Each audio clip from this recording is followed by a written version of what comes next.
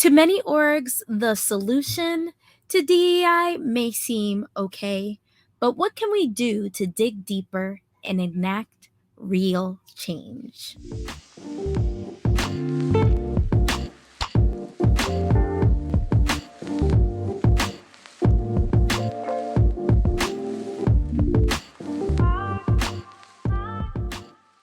Welcome to another episode of Diversifying Your Technical Workforce, a technically learning series produced as a part of the Most Diverse Tech Hub initiative and supported by the City of Philadelphia's Department of Commerce.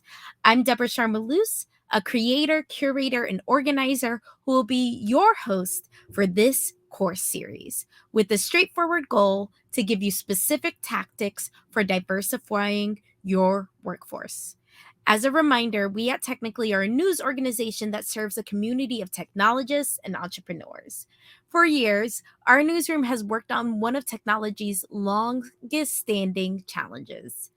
How can more people have access to the fastest growing jobs in our economy? Over the last year, as a part of a City of Philadelphia's initiative called the Most Diverse Tech Hub, we produced a series of workshops focused on enhancing the tech futures of Black and Brown people by training employers with evolving best practices. This learning series you're watching now is a condensed and edited version of that workshop series. Each of our episodes will feature a different esteemed national expert. In this video, we're focused on tokenism without change. What is tokenism? The formal definition of tokenism is the policy or practice of making only a symbolic effort. There is a push for diversity, but usually it ends up showing as tokenism, right? So one big way to discern the two, tokenism is performative and action-driven, right? But diversity is empathetic and results-driven. Let's say that, we're actually going to make sure that X, Y, and Z amount gets hired as well too, or making sure that you're at least taking a foot forward to make sure that people are actually given a fair opportunity rather than just showing up somewhere. When you're thinking about diversity versus tokenism, I want you to think about these certain red flags, right? When you're thinking about diversity, think about inclusive spaces, right? Think about a place where you feel safe, a place where you feel like I can show up and be my true self, right? And I'll be honest, I don't think I have found that personally myself in tech. I've worked for a lot of different companies, and that's part of the reason why I started TechSgiving, because ultimately I wanted to feel like I could be myself around tech professionals, right? And this is a sign of a lack of diversity, right?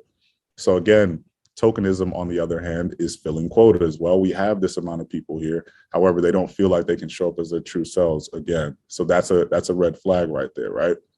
Impact versus optics, right? So a lot of times, when something goes awry or there's social injustices, tech companies will be on the forefront saying how they feel about a certain topic, right? However, they're not doing this or practicing whatever they say they're preaching at that certain moment 24/7, right? Why is it only when there is a social injustice or police brutality where a tech company wants to talk about diversity? Why can't it be 24/7? Why can't there always be a push for that? Why is there not programs in place in your company already that focus on diverse hiring, that focus on diverse pipelines into young talent? So we can strengthen the tech pipeline for diverse hires as well too, right? So this is kind of the impact versus optics thing that kind of shows diversity versus tokenism. And then, like I talked about before, signs of consistent team growth and retention, right? If you are making a certain amount of hires annually, specifically for diverse professionals, however, these people are leaving after year, then ultimately this is not solving the problem. This just actually is helping illuminate the problem that your company is not a very inclusive company, right? So when you think about that, think about how long people are staying, specifically people of color are staying at your company, or women are staying at your company, as opposed to how many people you're hiring as well too. And then lastly, leadership across all areas are as diverse as the general population as well too, right? There are so many different talented people out there, diverse individuals who don't have opportunities to truly flourish in leadership positions, right? However, you'll see that, yes, we've hired this amount, right, at an entry level rate. And there's nothing wrong with entry level hires, but we expect more. We want more. We want to have leadership positions. We strive for more as well, too, right? And this is something that we want to see reflected in your leadership as well, too. So think about your respective companies. Think about how diverse the leadership is there. Can you think of a woman that is your CTO? Can you think of a woman that's your CMO? Can you think of a woman that's your CEO or on the board of your company?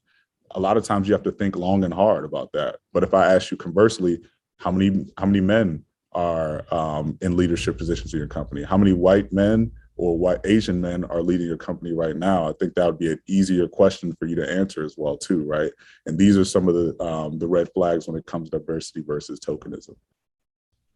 All right. So I've been barking about tokenism and diversity for a long time, but I want you guys to understand that this embracing diversity isn't just a kumbaya thing or just something that's good, just from a humanity perspective, right? This is actually the key to a sustainable organization, right? So one, when you have diversity in an organization, you are going to increase your employee retention right now, right, too. So I think one of the big things with tech is that there is a lot of people job hopping, right? And this, I won't say this will solve the entire problem with that, but this will make this specifically, I know me personally, this would make this a lot harder for me to jump from a different company if I knew that this was an inclusive organization, right? If I knew that I felt like I can come there as my holistic self every day, it makes it a lot tougher for me to leave to another company when I know that I'm going to be at risk to deal with lack of diversity issues as well, too, right? Again, inclusive teams mean inclusive products, which ultimately mean larger profits for the company as well, too, right? When you think about many of these tech companies, their focus is growth, right? And when you think about growth, you have to think about tapping into different markets and different arenas as well, too. And to tap into many different markets, you have to think about how you have inclusive products and products that fit the needs of many different user bases as well, too, right? The key to this is by you having an inclusive team where you can have people that are represented from all different cultures, all different walks of life. So ultimately, this is fed into your product as well, too, right? So in short, if you have an inclusive team, your product is going to grow much faster than that of a team that is less inclusive or less diverse as well, too, right? Where is diversity in tech today, and what does the future look like? So FANG companies are showing an average of 2% growth for Black, Latinx, and women in the workforce, right? So this ultimately means that there's slow growth, but we will take that over no growth or actually receding growth as well, too. Next is an increased remote work. Increase in remote work creates opportunities for historically underrepresented communities as well, too, right? So there has been a shift thanks to the pandemic in the last 2 years where remote work has created opportunities for people who couldn't make the commute to a place where they, just simply couldn't work, right? Ultimately, this is actually working in the favor of historically underrepresented communities as well, too. I know specifically during the pandemic, there was actually a survey taken for mothers. And most women cited the fact that they wanted to be at home with their children as they were learning as well, too. And they wouldn't want to go back to the office as well, too, right? So this makes it actually levels the playing field out a little bit more where people who are traditionally marginalized or don't have the access to things to actually still participate in the tech space while still being able to be in their own communities that they want to be in as well. So now with talent shortages in the tech space, organizations are now being pressured to focus on reskilling and upskilling their current workforce along with reskilling the potential future workforce as well, too, right? There is a big push for apprenticeships, specifically in big tech, but across all of tech, right? So this is something that, again, kind of levels the playing field as well, too, right? We're seeing more apprenticeships, people who don't require high school diplomas, who don't require high school diplomas or college degrees as well, too, to break into tech as well, too. So now historically marginalized communities are now giving a better shot to break into tech as well, too. So this is something that plays better into the hand of diversity in tech.